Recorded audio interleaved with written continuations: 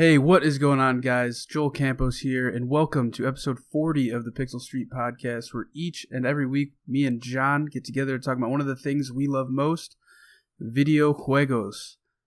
As always, I'm one of your hosts, Joel, and I'm joined by the man who leaked the newest Overwatch map, John Hansen. What's going on, John? That one was a bit of a stretch. Just a little bit. Not much. What's up with you? Not much, man. Just been playing a lot of one very particular game, but we'll get into that in a little bit. This week we're going to be talking about, kind of what we've been playing, and we're going to be talking a lot about Gamescom 2018 because that is currently going on, and there has been a lot of stuff announced from that. So yeah, it's kind of a big week, which I don't know. Gamescom has always been pretty big, but I feel like it's never been this big. Yeah, that was actually one thing I was just about to say is this year seems like there's a ton coming out of it. Like I think of last year and there was like a couple things, but I remember like Xbox's showing was pretty much just their E3 stuff again. And like there wasn't really a ton there, but really there's just been stuff coming out left and right this week. Yeah, and like it's not even just little stuff too. Like there's some major news coming out of it, which is very weird to me because when you think of like video game news, you don't really think of stuff coming out this late in the year, I guess. Because typically that stuff's all saved for mid-June at around E3 time, or maybe even March or something. Maybe even January because of PlayStation experiences every year at that time. Well, yeah, there's PSX, and then there's also the Game Awards where usually something comes out. But yeah, nothing like this big this late into the year. So, I mean, this is awesome. I'm always down for this. Yeah, me too. But yeah, we'll talk about that a little later. As always, you can get our podcast on most podcast platforms by Thursday of every week. Sometimes I post them earlier. Sometimes they're a little late, like last week, but life does happen. And you can watch us on YouTube. We have the podcast up there. There's no video of us yet. I'm actually planning on something for the near future. Maybe next week we'll get it up and running. You can now watch the show directly on our Facebook page as well. If you search for Pixel Street Podcast on Facebook, you will find our fan page. Just give us a like there. It just helps out. And you can also suggest topics over there. But since this week is pretty much all about Gamescom, we're going to be talking mainly about that. Let's get into some of the new releases. So we're going to go from August 21st, which was yesterday, until the 28th, which is next Tuesday. We have, on the 21st, All-Star Fruit Racing for Switch and PS4, Guacamelee 2 for PS4 and PC. I'll come back to that in a bit, because I want to talk about that a bit. Shenmue 1 and 2, which I think is the remastered versions for PC, PS4, and Xbox One. Brawlout for PS4. That definitely looks and sounds like a Switch game, but it does not say Switch. Fall of Light Darkest Edition. Very weird name, I guess. Light Dark for PS4. Little Dragon's Cafe for PS4 and Switch. I know people are hyped over that, but I honestly have no idea what that is. Pizza Titan Ultra for PS4. And then on August 22nd, we have, which is today, Out of the Box for Nintendo Switch and PS4. August 23rd, we have Shio for Switch. The Low Road for Switch. Hacky Zack for Switch. Gone Home. Ooh, I didn't know Gone Home was coming out on Switch. That's a good game. I would highly recommend it if it's a decent price. I I just saw that it got delayed. Oh, really? That must have been news today then. Yeah, I just saw it today. Okay, hold off on Gone Home then. It's still going to be a good game when it comes to Switch, but Hero Blaster for Switch, My Farm for Switch, Warhammer 40k Inquisitor Martyr for Switch, or for PS4, sorry. I'm not sure what that is. Island for PC, Night Trap 25th Anniversary Edition. I have no clue as to what is going on this box art. It looks like a retro Sega game that they're remaking. I don't know. You've never heard of Night Trap? No, I have not. That is that's a game from like the 80s or 90s where it was all like live action filming in it, and it was like this house filled with all these like college or high school girls, and there was a killer in there, and it's actually it's like a terrible game, but it's like so bad that it's good kind of thing. I'll have to go YouTube that later maybe. And then last but not least, on August 24, 2018, we have F1 2018 for PS4. I think that's actually coming out on Xbox. Yeah, Xbox One and PC. I don't know why I didn't say it on the previous screen. And then on the 28th, which is next Tuesday, we got a few games here. For the Switch, you have Monster Hunter Generations Ultimate, which I'm not sure. I know it's not Monster Hunter World, but I'm sure that this is still going to sell quite a bit just because World had such a big following when it came out, and everybody's like, put it on Switch, put it on Switch. But I guess this is kind of their answer to that, because I don't think World would run on a Switch, to be honest. It kind of runs a little rough on Xbox even. Switch. But I think this is a game that I think it's been out in Japan for a while, and it's just now finally coming over here. Yeah. You have Blade Strangers, very anime-looking cover for PS4 and Switch. You have De Blob 2 for the Switch. You have Victor Vran Overkill Edition for the Switch. In the last three games, on August 28th, 2018, you have Fire Pro Wrestling World, which actually looks really cool. Yakuza Kiwami 2 for PS4. Shikando Soul Eater for PS4 and Switch. I think of all these games, the one I'm most intrigued by has got to be Fire Pro Wrestling World.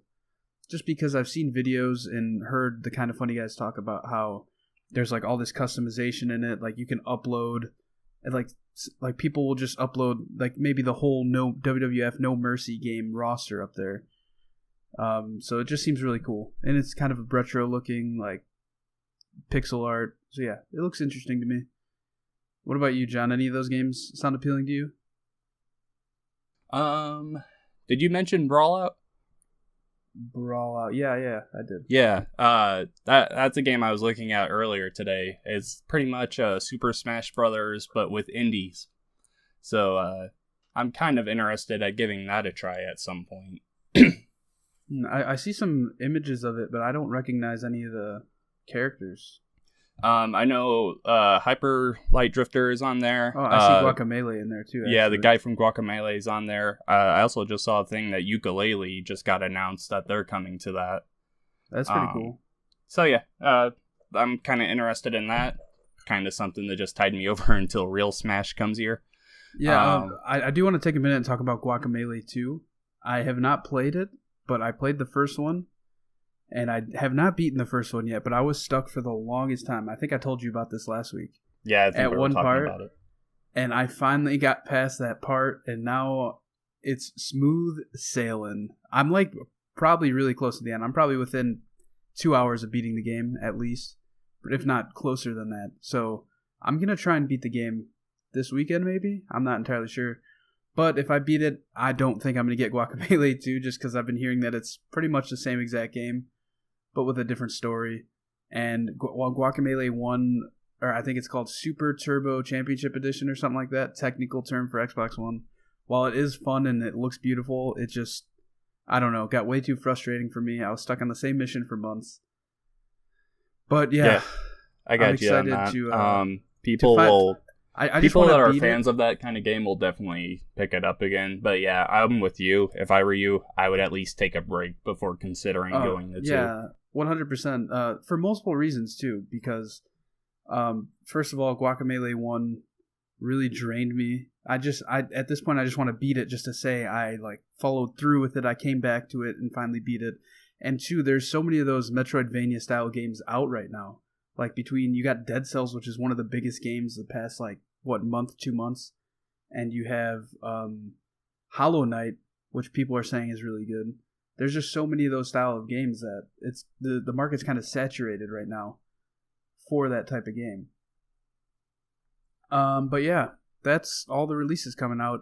There are no new Xbox One backwards compatibility games this week to announce, which is kind of sad, but I mean, they've been killing it on that front lately. John, you want to take the free games of the month? All right. Just remind people what games they can get for free if they have these subscriptions. Yep. For games with gold on Xbox, on the Xbox One, you can get Forza Horizon 2 until the end of this month. Also, just starting this last week was For Honor. That is running until September 15th. And on 360 right now, you can get Disney Epic Mickey 2, The Power of Two, until the end of the month.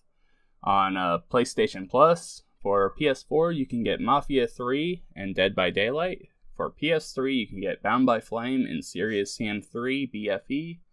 On Vita, you can get Draw Slasher and Space Hulk.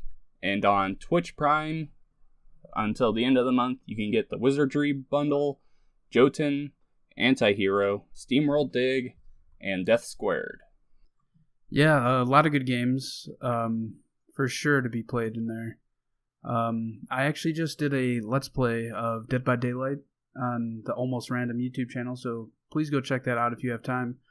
I just played one match. I literally just jumped right into it, not knowing what I was doing, and that game scared the shit out of me. Let me tell you, I do not like scary movies or games in general. Like Resident Evil 1 and 2 scarred me as a kid just watching my brothers play it, and like I want to build up to the point to where I can play Resident Evil 7 on my PSVR finally. I have never bought it, but it's always intrigued me because people say it's like, like one of the best fully fledged VR games there are on the PS4.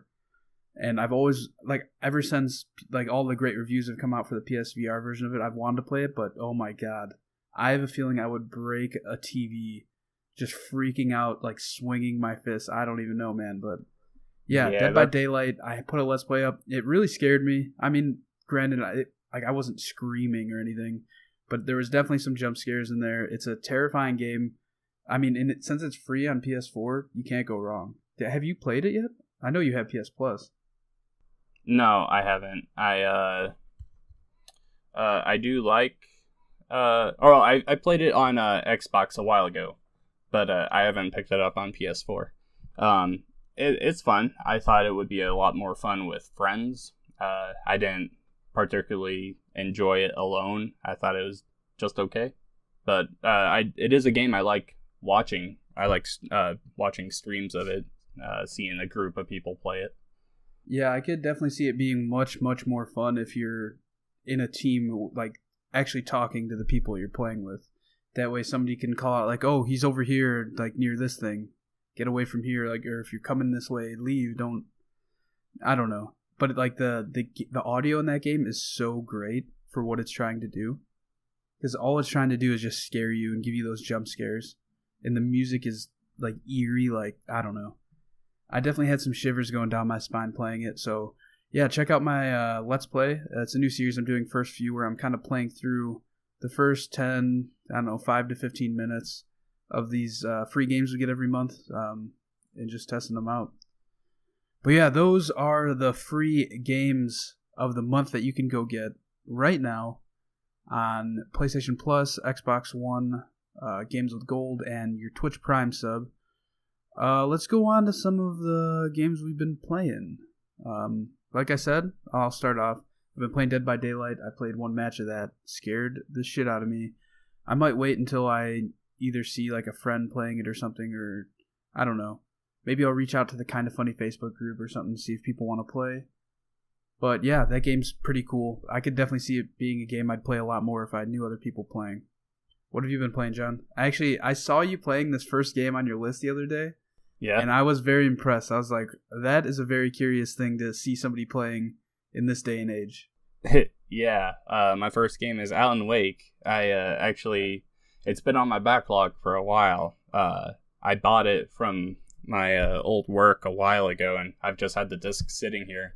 And I haven't really been playing too many new games lately, so I was like, you know what, let's just power this out. And I really enjoyed it. I went through and completed the story in about 3 days. It's a pretty good suspenseful thriller game. I'm like you, I'm not much in the horror games. There were a few parts of this that jumped out at me and got me a little bit, and the ending is pretty messed up as well. but I really enjoyed it.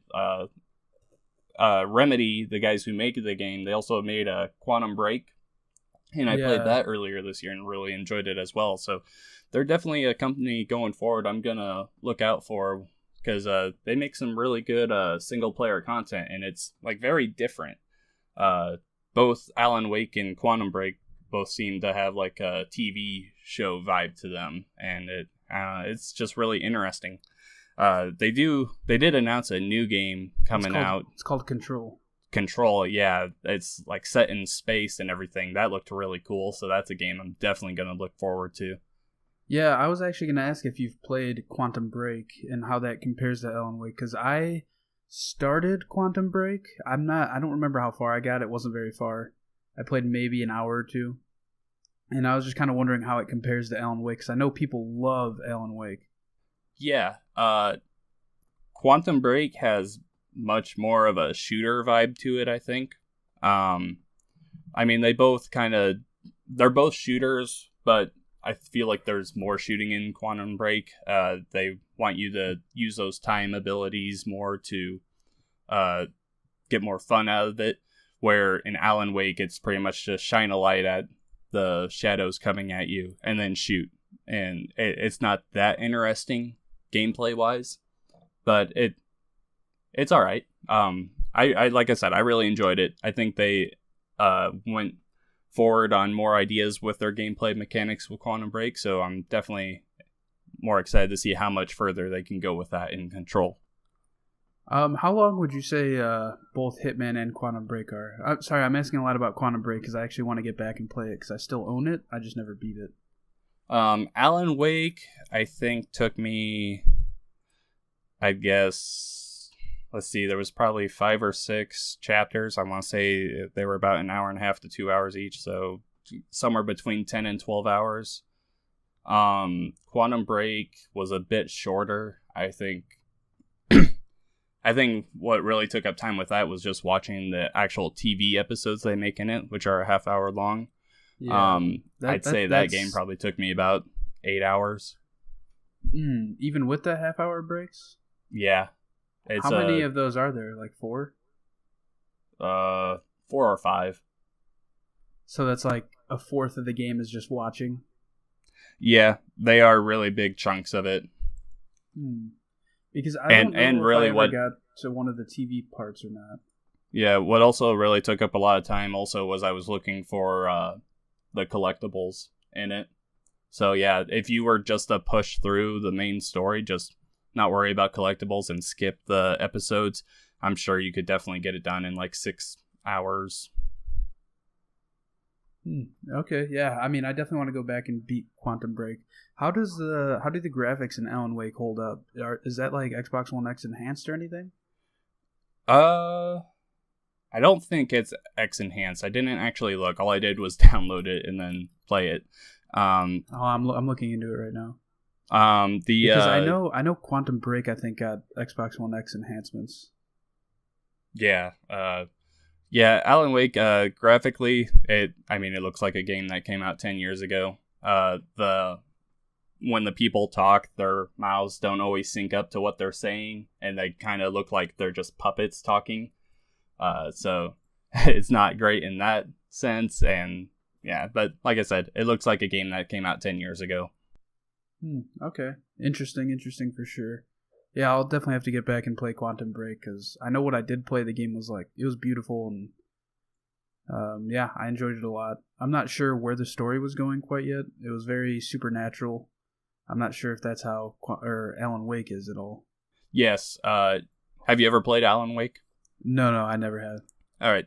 Well, the main gist of Alan Wake is this Lady of Darkness pretty much captured his wife and took control of him and had him like type in this typewriter that makes everything you type comes true, and he's like a best-selling artist for supernatural thrillers, and so like all these like real shadow things are coming to life and killing people and attacking him. Very, very interesting. Yeah, because I knew the flashlight was a big deal in that game. I just didn't know the significance of it. Yeah, the significance is all of the shadow creatures you have to hit with light before they can be damaged. So yeah, there will be a circle around them, and depending on how strong a light source you have on them is, it'll just go down, and then it'll explode, and they'll be staggered, and you can just shoot them. Okay, gotcha. It sounds interesting. I know for a fact I'll eventually get to Quantum Break, but I don't know about Alan Wake or not. Yeah, we'll see. I think I actually technically own Alan Wake because I think it came free with Quantum Break when you pre-ordered or something like that.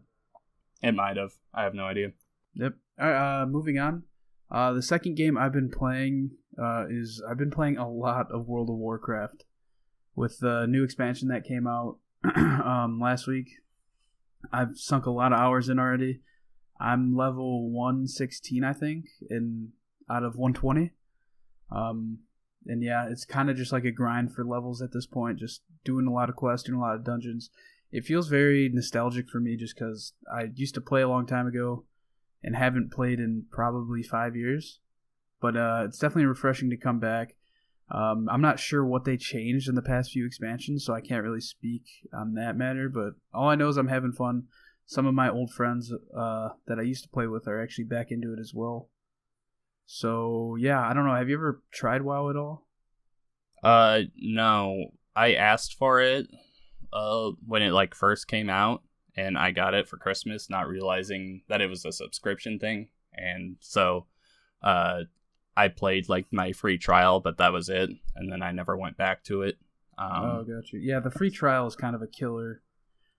For a game that's been out so long, you'd think that they could have done away with it by now, but I mean, they're making millions a month just with the subscriptions. At that point, my family had just recently gotten internet, and there was no way I was going to get a subscription game, and there was just no way it was going to happen for me. Those were the times. Yeah, WoW is fun. If you're thinking about getting it, I'd recommend it. Yeah, I mean, it's World of Warcraft. What else is there to say? Yeah. What else have you been playing? My next game is Fable Anniversary. Like I said, I haven't been playing many new games. I've just been trying to get through my backlog, and I never played Fable 1. I played Fable 2 and 3 and really enjoyed them. So I've always kind of wondered how 1 is, because I always hear people say, oh, it's the best Fable and everything. After playing it for about, I guess, I'm probably 4 or 5 hours in now, I wouldn't say it's the best. It's a little clunky, even with this remake of it, or just remaster of it. And there's definitely more interesting combat things in 2 and 3, and I just like the way the world of 2 and 3 interacts with each other and actually builds on itself. Fable 1 is just it's just okay. Again, this is a game that originally came out 15 years ago now, so I understand how it's not up there for me as one of my favorites, but it definitely, I could see how someone looking at it with nostalgia eyes could definitely be like, oh, I love this game so much for back then, but having that nostalgia, I can't really say that I love it. What year did the anniversary edition come out? I want to say it was a year before the Xbox One released, or maybe it was a little after. I can't remember. Okay, because I remember playing Fable, the first one, but I don't think it was the anniversary edition, because it was a little bit before, way before the Xbox One came out. It was definitely during the Xbox 360 days, and I remember thinking, man, I don't know why people love this so much. It is very clunky and very, I don't know. And then I played Fable 2, and I thought that was a much, much better game. Yeah, I totally agree. 2 is definitely my favorite. People like to give crap to 3, but I really enjoyed it as well. Yeah, I really enjoyed 3. But 2 is definitely my favorite. Yeah, I mean, that's a series that, there's rumors that it's coming back, but I really hope it does actually come back, because those games were a lot of fun. Me too. I think a company could definitely expand on that game and make it into something great. Yeah, there was something with kind of the way it played and the art style and the humor that it almost made you feel like you were playing kind of more grown up cartoon in a way. I don't know. That's just how I feel about it, but yeah, I enjoy Fable a lot. The last game I've been playing is I started playing some Overwatch again last night. I was waiting for some friends to finish a game, and I was playing some Lucio Ball. Throw shout out to that Let's Play me and you did last year. Yeah, playing Lucio Ball. Lucio Ball is still Lucio Ball. It's literally exactly the same as it was before. Same map and everything. They didn't even try and change it up at all. Which is fine. It's just a direct rip-off of Rocket League, but it is what it is. Lucio Ball's fun. I was killing it in that. I mainly just got my 3 wins so I can get a free loot box out of it. I played a couple competitive matches and we just got destroyed. I haven't played that game in months, and I am in rough shape in it, but I think I'm going to play more of it tonight with one of my friends, actually, so I'll be playing more tonight. I don't know, if you're on, you should definitely join us and teach me the ways, because I know that you're pretty much Overwatch pro in at least 15 countries at this point. Yeah, pretty much. I could jump on my Smurf and help you if I'm on. I don't know if I will be, though. But, as for the event, the summer games are going on right now. Like you said, Lucio Ball's the main event. I was really hoping that they would change things up this year, but no, it's the same thing. Even if they just changed Lucio Ball a little bit, like maybe made it like a new map, or changed it, maybe made it with a different character. Well, there is an extra stadium that they added in, but it's just the background's different, pretty much. It's in South Korea, I think. So that's like the only difference. The skins are just This is probably the most lackluster update for me so far, or event, I mean.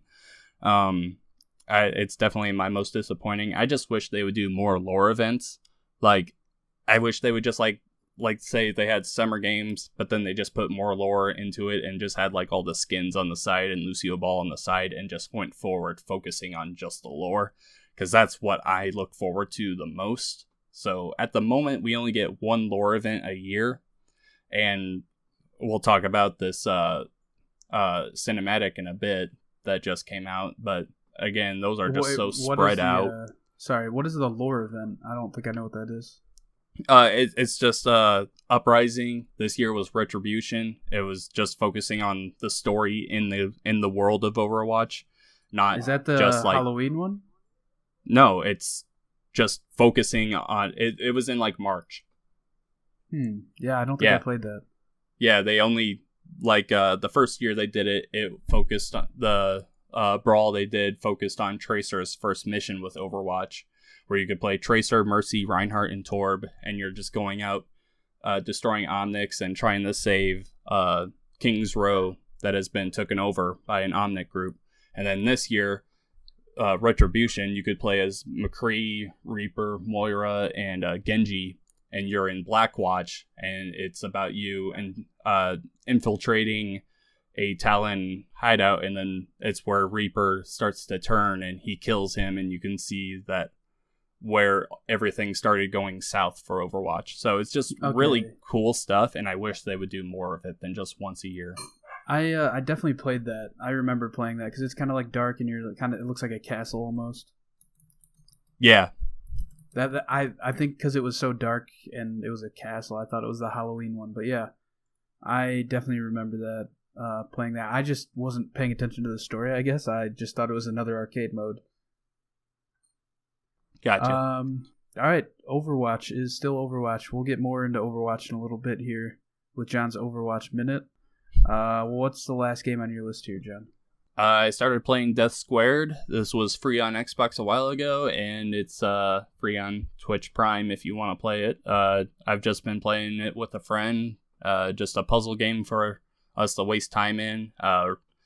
Really fun. I was kind of expecting just a little time waster, and it does that very well. The story mode has this guy working for some company that's just supposed to watch over your cubes as they solve these puzzles, and then he just kind of throws out little quibs and everything, and he talks to an AI. So, I mean, it's nothing too interesting, but it's a little fun. Have you ever played it? I have never played it myself, but I should definitely give it a try with my roommates and my girlfriend sometime. But Yeah, that's one thing I would uh, recommend is just give it a try with your girlfriend. Just if you have nothing else to do. yeah, I'll definitely give that a go. I do know I saw a Let's Play once where everybody was blindfolded and one person was guiding them through it on the Kind of Funny games channel, and that was really cool. I thought that was interesting. It was pretty funny. Gotcha. But yeah, that does it for the games we are currently playing. All right, John, go ahead and take us from the top of the news. All right. So the first news story we have is the Dark Souls trilogy is coming to PS4 and Xbox One this October. This is by Brian Shea, or Shea? I think it's Shea, from Game Informer. The critically acclaimed Dark Souls series is already playable on modern platforms, but Bandai Namco is gathering the 3 titles' definitive editions and DLC for a special 3-disc steelbook set. Dark Souls Trilogy gathers Dark Souls Remastered, Dark Souls 2 Scholar of the First Sin, and Dark Souls 3 The Fire Fades in addition to the base games. All the DLC is included. I've been playing a little bit of Dark Souls Remastered, so I decided to just throw this up there.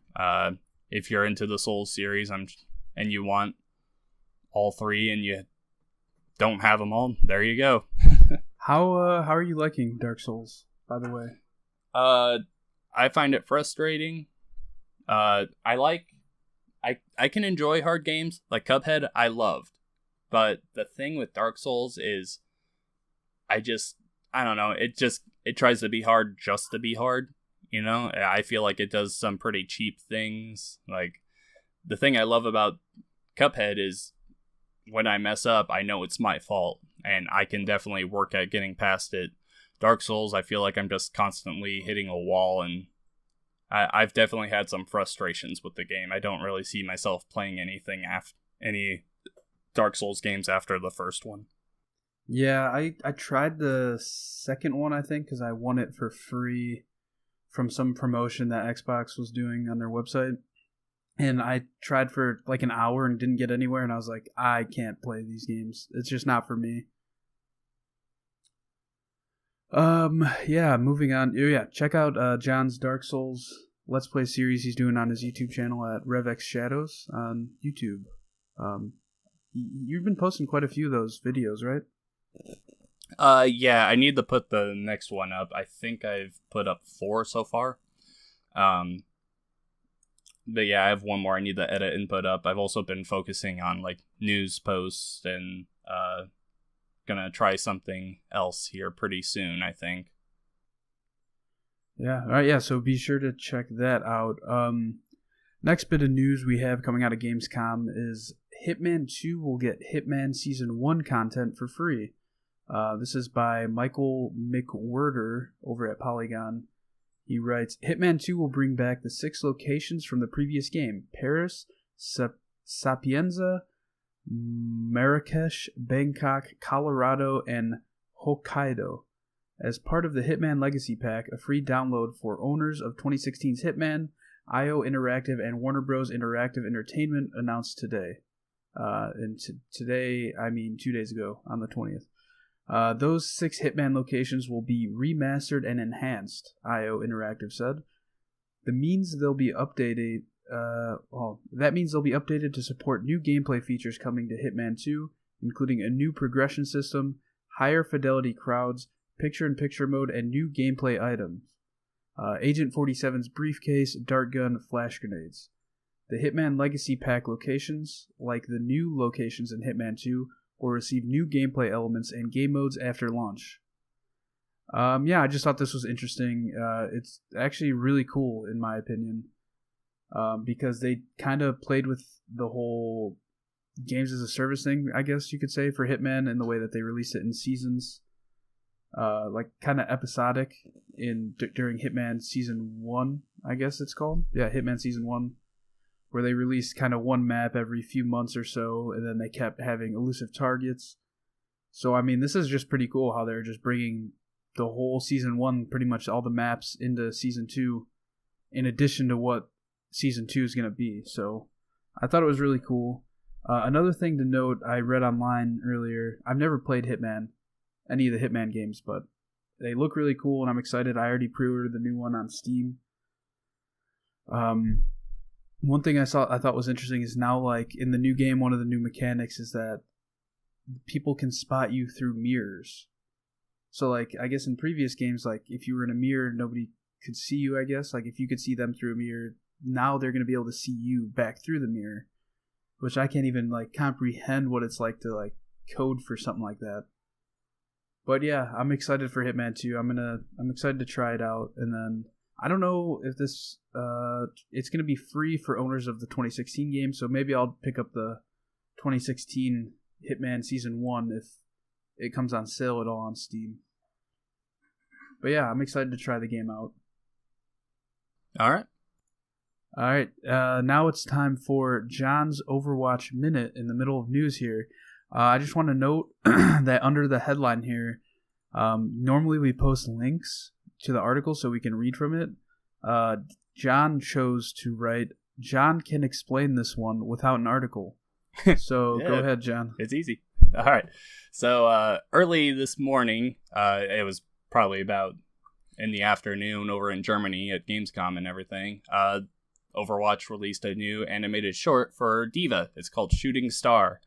Out of them all, this is probably my least favorite of them. I really like D.Va and everything, but while this short did kind of show more personality to her, she like puts a lot of pressure on herself to protect South Korea and from the invading Omnics and everything. It just didn't do much for me. The animated shorts that have came out not recently, but like the last 2 years, have really focused on like emotional backstories for all of the heroes, and there's kind of that because you can tell D.Va and her friend in the short are really close and everything, and he's trying to help protect her as well. It just didn't really hit for me, but it's a good short. Go ahead and check it out.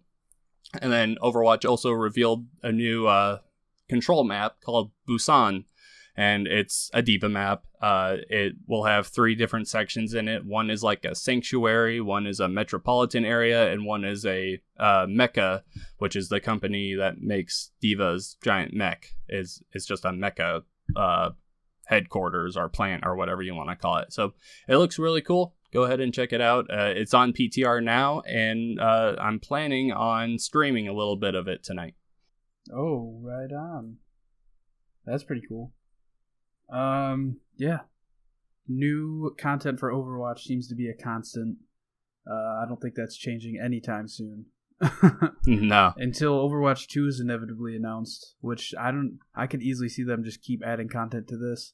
And at some point, I think at some point they're just going to have one big DLC, kind of the way Destiny does it, where it's like, hey, here's 5 new characters and 4 new maps for like $30. I don't really see that. I see them just continuing to support Overwatch 1 until the end of this console generation. And then when the next one comes out and it's more locked down and everything, I could see them coming out with a 2 then. And then releasing it also on PC, of course, because that's their main haul. But I definitely don't see Overwatch 2 anytime soon, but I could see it in the future.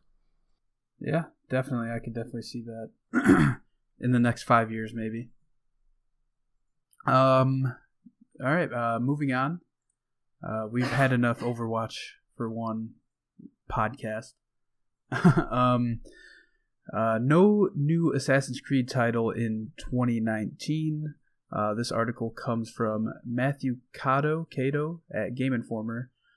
He writes, at Gamescom, Ubisoft CEO Yves Guillemot explained that fans won't get a new Assassin's Creed title in 2019, but instead the company will support upcoming title Assassin's Creed Odyssey out on October 5th. Back in 2016, Ubisoft announced that the series wouldn't be annual as it had been up until that point. Indeed, after the release of Assassin's Creed Syndicate, the series skipped 2016, following it up with Assassin's Creed Origins in 2017.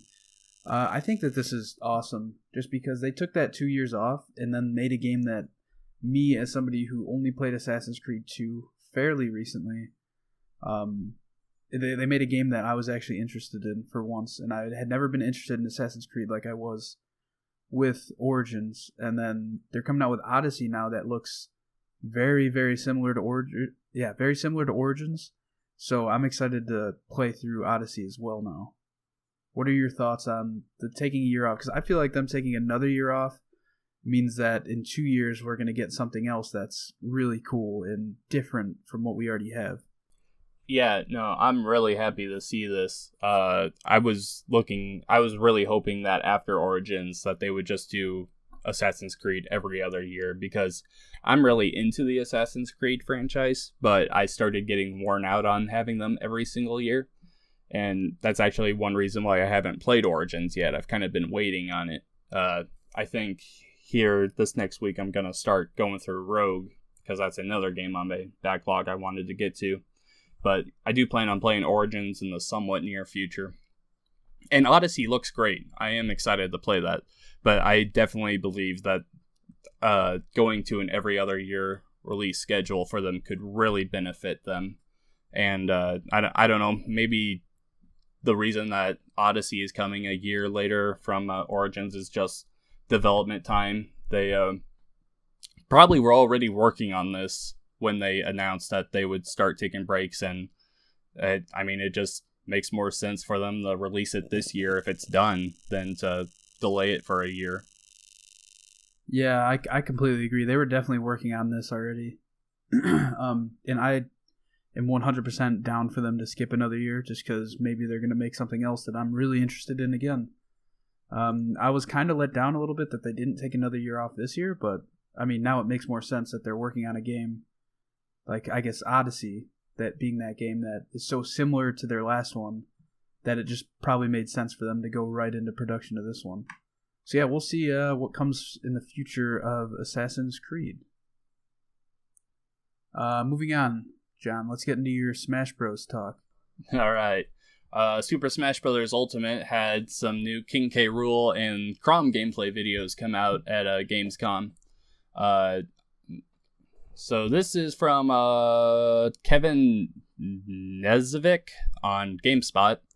Nintendo kicked off its Gamescom 2018 reveals with 2 new gameplay clips of Super Smash Bros. Ultimate, the upcoming Nintendo Switch installment. The company shared 2 full matches recorded by the development team, both of which feature a couple of the new fighters announced during this month's Smash-themed Nintendo Direct. I watched both of these, and so the first one is a 1v1 of King K. Rool versus Snake on a Donkey Kong level from Melee. I can't remember what it's called at the moment, but definitely what I saw from the game is King K. Rool is a little quicker than I thought he would be. When they announced him a couple weeks ago now, I really thought that he would be a slow-moving character like Bowser is. But he can get around the map a little quicker than I thought. And then the second video is Dark Samus and Ridley against Chrom and Lucina, I believe.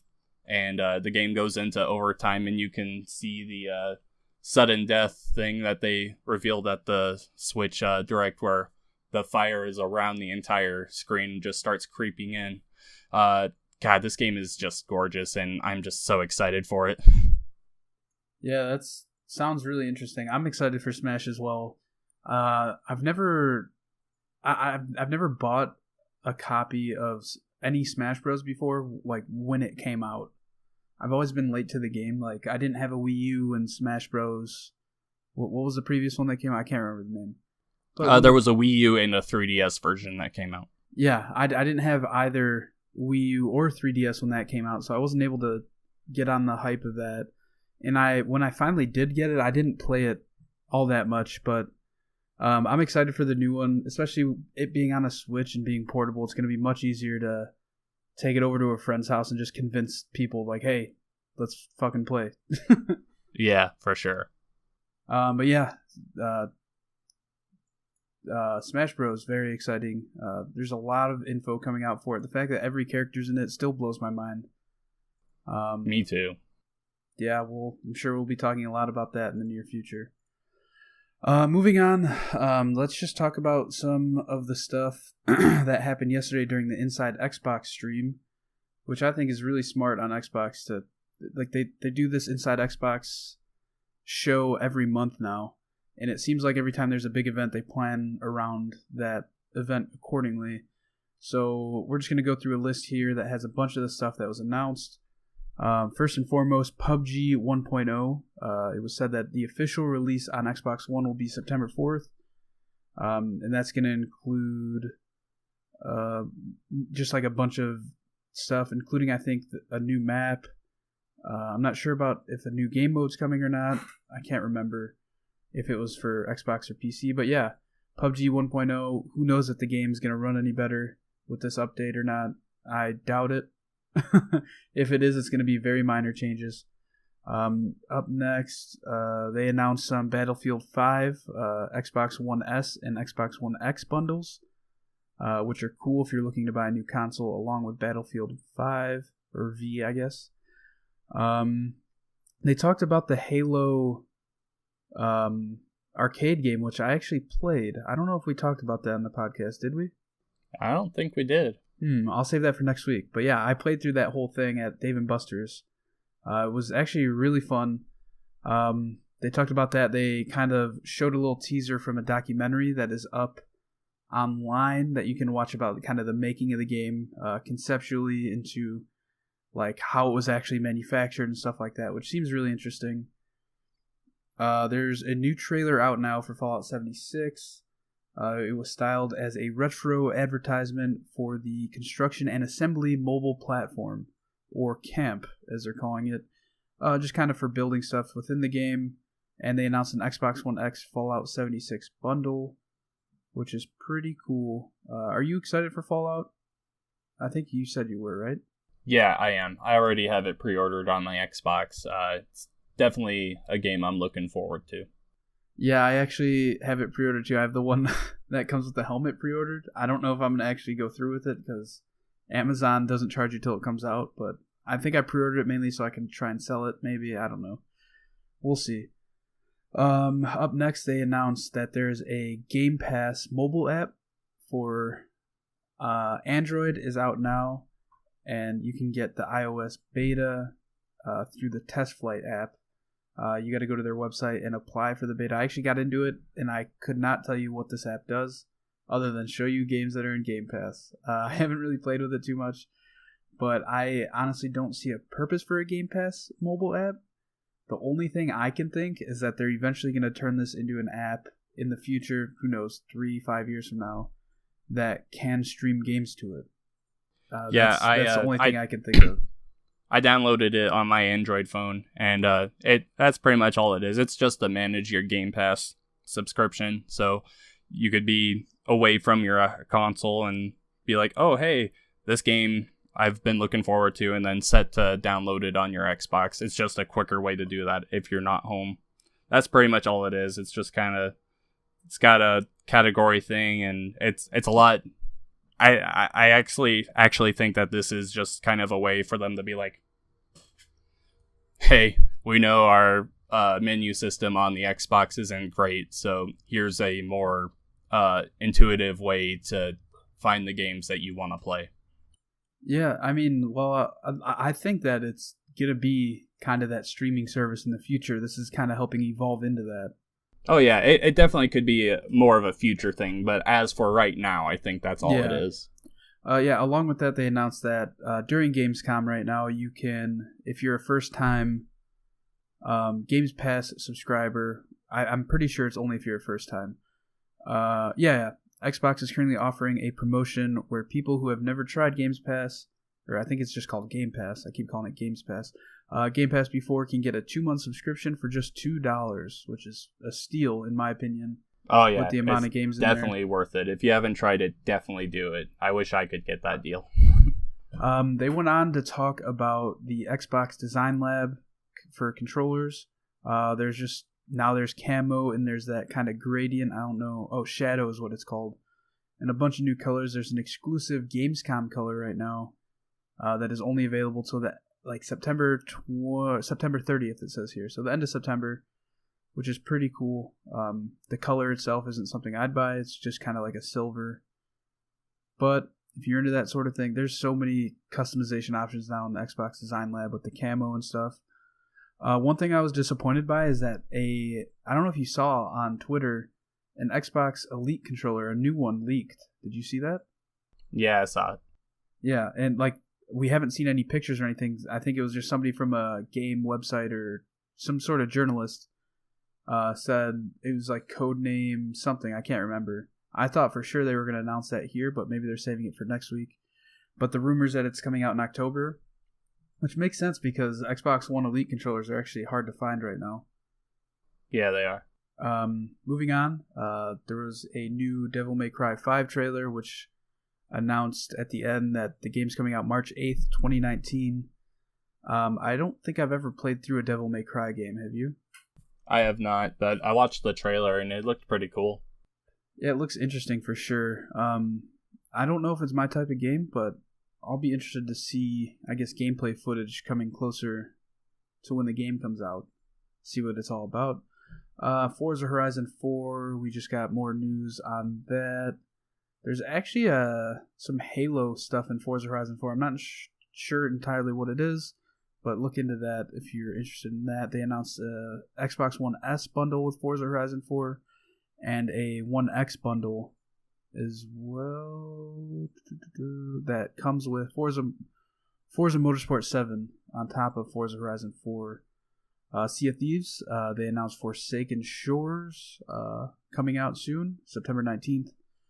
So you have that to look forward to. I actually want to get back into Sea of Thieves because I have not played it in a few months now.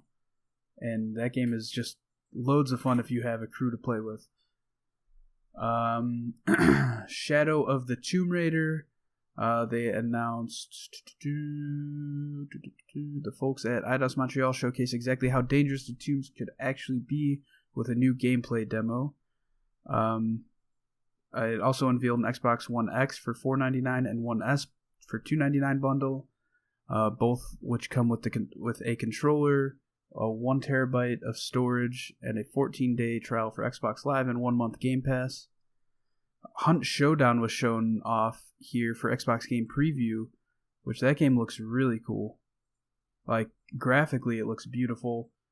The whole PvP and PvE aspects of it are very intriguing to me. So I'm excited to see what that's all about. Sable was shown. That's not coming out until late 2019. Ori and the Will of the Wisps. A new competitive mode is coming to Ori and Will of the Wisps, which will satisfy speedrunning gamers. In Spirit Trials, players race each other through new courses spread throughout the world. You can dash, burrow, and grapple your way to victory. Metro Exodus, they showed a new trailer for that. That looks really good. I want to try some of the old Metro games. Have you played those? I played the first one a little, and I got to a spot where I think I auto-saved in an area where I ran out of air, and I'm in a toxic area, so I just keep dying every time I loaded in, and I didn't want to restart, so I never went back to it. What'd you think of what you did play, though? I think the monsters in it were pretty cool, but I thought the world itself was a little boring. Okay. Of course, I didn't get far into it. It could get much better from where I was. For the longest time, I thought that Metro and Wolfenstein were the same game. Just because I think that they came out on the Xbox One around the same time. And I just always got the two confused, and I just, in my mind, merged the two, and it's like, oh, that's that game. But no, they are very different games. Very different developers. Moving on, DayZ is coming to Xbox Game Preview next week, August 29th. Yeah, it's been on Steam since 2013, and it's finally coming to consoles, which we knew it was coming to Xbox, we just didn't know when. So it's kind of surprising that it's going to be next week. I have a feeling that this game is going to run like hot garbage. I have a feeling it's going to run really bad, just like PUBG was when it first came out. But we will see. I think DayZ's pretty famous for not running well on PCs. Yeah, even still, it's been on PC for 5 years now. It's still not running great. At least last time I played it. Last time I played, somebody came up to me like, "Hey, are you a hacker?" I was like, "No." That's the first thing you're gonna ask me, man. I'm I'm only wearing underwear in this game. I'm not a threat to you at all, and you're asking if I'm a hacker. And the guy's like, oh, I just have to make sure because like people are found out how to hack the game now, where they can get under the level and just kill you. I was like, damn, that sounds broken as shit. Moving on, Life is Strange 2 was talked about. Man, this is a never-ending list here. A sequel to the beloved graphic adventure game Life is Strange 2 will follow a new storyline with a different set of characters. So yeah, Life is Strange 1 was fun. I never played the prequel to Life is Strange, Before the Storm. I never played that. I'll have to pick that up and then get right into Life is Strange 2. Oh, you know what else we should talk about? We'll talk about it next week, is The Walking Dead. Oh, yeah, I completely forgot about it. Yeah, let's talk about that next week. Because we both played through that. State of Decay 2, new DLC was announced, so if you're into that game, check it out. The Division 2 trailer, there was a gameplay trailer that didn't show very much gameplay at all. The Dark Pictures Anthology. This is probably one of my favorite things that was announced. It looks really cool. Supermassive Games, the developer of Until Dawn, is returning with the Dark Pictures Anthology, a series of standalone horror games. The first title, Man of Medan, will debut this year, followed by 2 more games each year afterward. The choices you make in each story define what happens to the characters.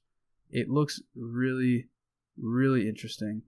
For some reason, they didn't talk about the Halo Master Chief Collection, this article I'm looking at, but they announced, I want to say September 1st, Master Chief Collection's coming to Xbox Game Pass with Xbox One X enhancements and like that whole kind of revived system they've been teasing and talking about over the past few months.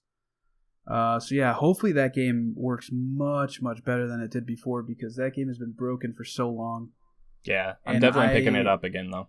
I mean, I still own it, so I'm just excited to play it again and try it out. Especially with X enhancements, jeez, that's going to be killer. For sure. Yeah, so that's pretty much everything that was announced at Inside Xbox. This kind of flows directly into our topic of the show, which is just kind of like, we're just going to talk about our favorite thing or things out of Gamescom so far. For me, personally, I'd have to say that it's DayZ coming to Xbox One. Just because I loved DayZ on PC years ago when I played it. I'm not going to buy it right away, but I'll definitely watch some streams and see how it plays, how it runs. It's just going to be... Because it's the same reason I was excited for PUBG to come to console, because it's a completely new market of players who don't really understand the dynamics of things. It's like when PUBG first came out, people were scared shitless of playing. But like me, on the other hand, who had played on PC for dozens of hours, kind of understood the gist of it. And DayZ is going to be like the same way, where people are just kind of finding their footing, finding out what they need to do, where to find stuff. So I'm interested to play that. What about you, John? What are you most excited for out of Gamescom? I'm also excited for DayZ. I've never played it on PC, so I'm huge in the zombie games, and DayZ looks very interesting to me. But I would definitely go with the Master Chief Collection coming to Games Pass, and then also all of its enhancements. I've went through and played all of the campaigns on it, and I'm just definitely excited for playing it again. That Halo 3 is my favorite Halo so far, and I just think that it's going to be a lot of fun, especially with the X enhancements and the better matchmaking that they're putting into it. I really hope it runs smooth. Yeah, I actually almost started playing Halo from the beginning again this past weekend, and I'm so glad I held off, because I didn't realize it was coming so soon with the X enhancements. So now I think I'll wait until that comes and then play through the campaigns again. And probably play a lot of multiplayer if that matchmaking system is fixed. And one of the major problems that the game's broken by is if you queue up for a match in like Halo 2. First of all, like in the menus, it makes you make your emblem. It doesn't make you, but you can customize your emblem for every Halo game. And when you queue up for a match for Halo 2, say, everybody's emblem in-game is exactly the same. Like, it doesn't show you anybody's emblems that they made. And so that's just one thing that I hope that they fix. which I'm sure they have. They have to have by now in this new update coming out. Yeah, there's a bunch of fixes coming for it, I think. Yeah, so stay tuned right here to Pixel Street Podcast, where I'm sure we're going to be talking about that. Was that next week?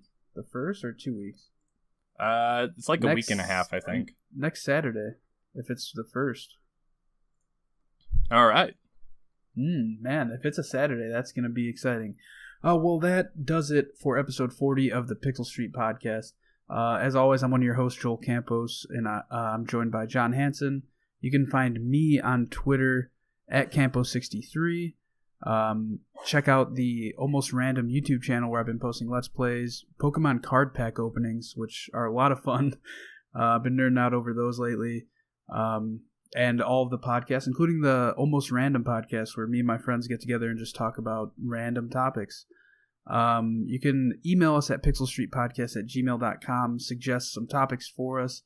Check out our Facebook page. You can get our podcast over there and suggest topics there as well. Join the conversation too. John usually posts on there. I post on there every time I put up a new video.